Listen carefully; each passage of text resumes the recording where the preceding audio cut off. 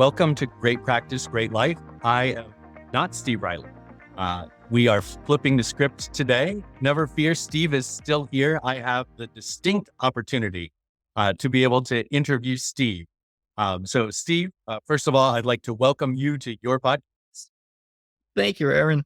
This podcast takeover thing is getting to be somewhat entertaining, somewhat fun, and somewhat scary. So it's great to be interviewed by you, and it's great to see you, and it's great to be collaborating with you again. You and I just taught a program together and had a great time, and you're a huge impact player in our little community. So thanks for being here. A statement I hear from a lot of attorney business owners is their desire to scale their business. They say that my main goal here in working with coaching or just going into business in general is scalability. But oftentimes I think there's a disconnect between what they're calling scalability and what scalability actually is, building a business for scale. So I'd like to take some time today, pick your brain a bit, explore your experiences with building for scale in firm growth, talking about what scaling is, what it's not, some necessary foundations for scaling, and delving into that pathway for doing it and doing it right.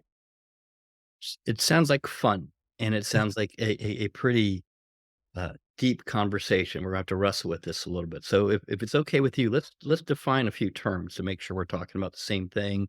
And those of you that are running along on your treadmill or listening to us as you drive to work, we're just going to define a few things so we're all saying the same thing.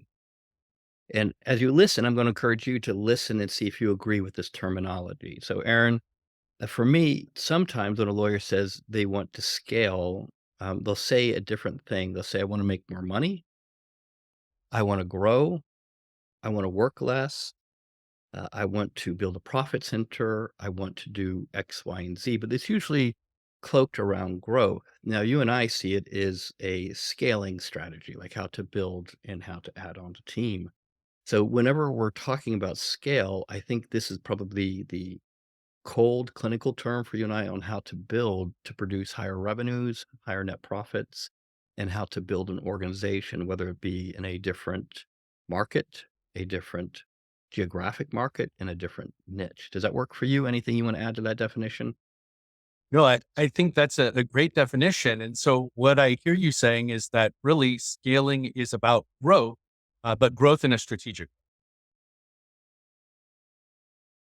So you're making a distinction there that I think is important to kind of point out the distinction between the hiring and the people decisions and the process decisions, and sort of a reactionary attitude toward hiring that was sort of unconscious, led to unconscious scaling. So it, I think that's interesting, that idea of unconscious scaling.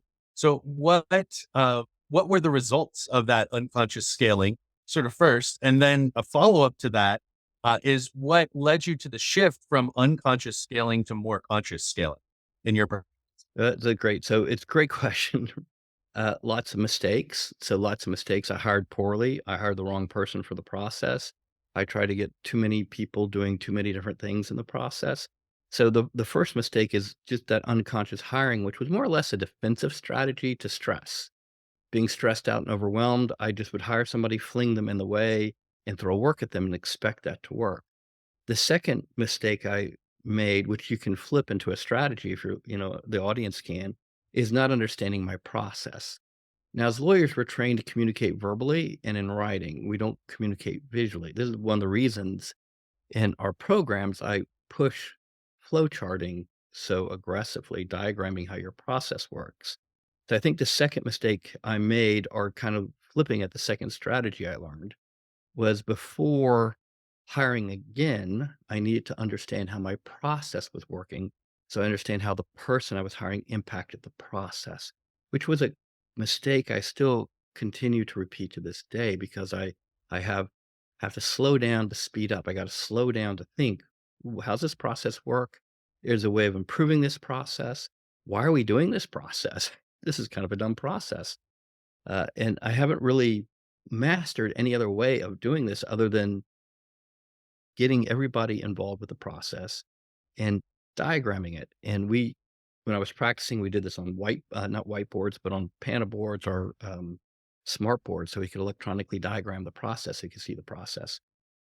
Uh, so the third mistake, though, when it came to scaling, was not understanding the end game, like strategically, what am I trying to build here from a revenue perspective?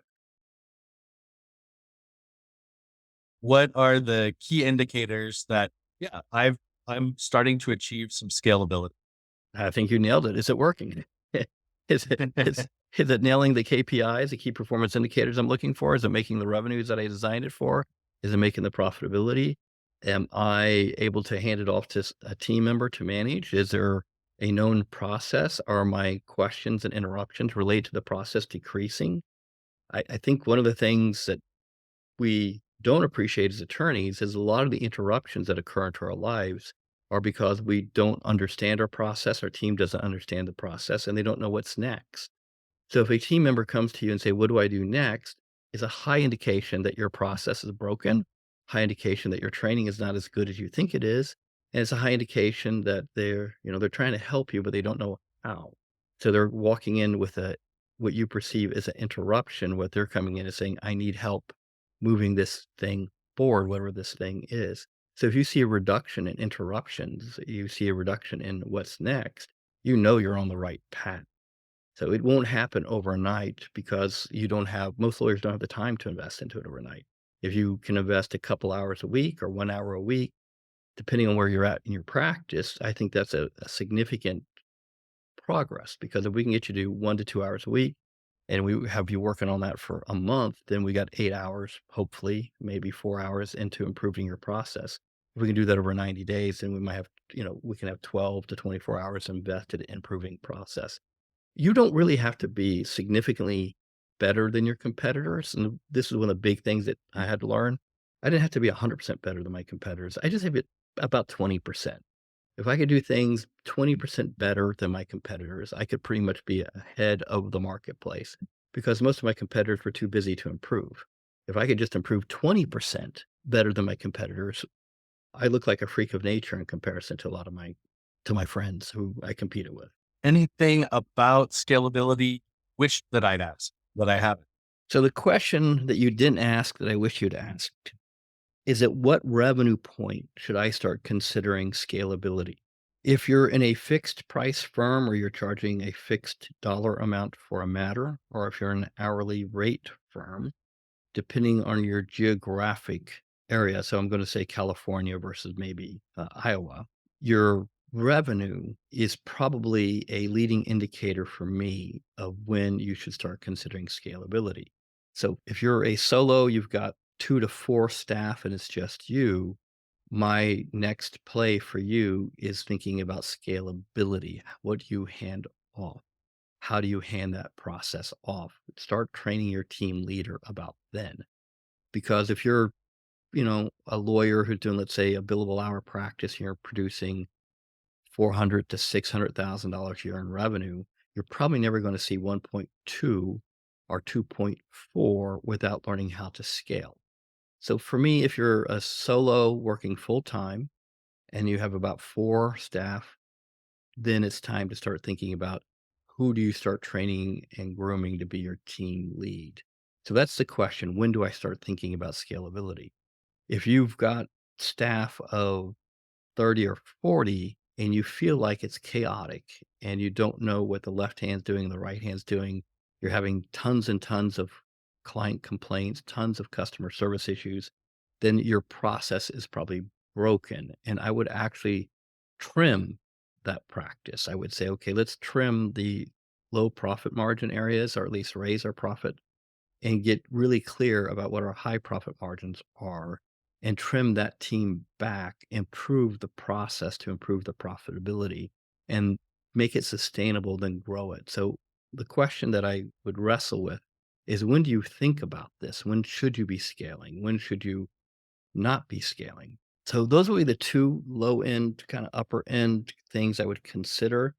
Now, if you're going to grow and your goal is to grow and make more money, then I'm going to tell you should always thinking about scalability.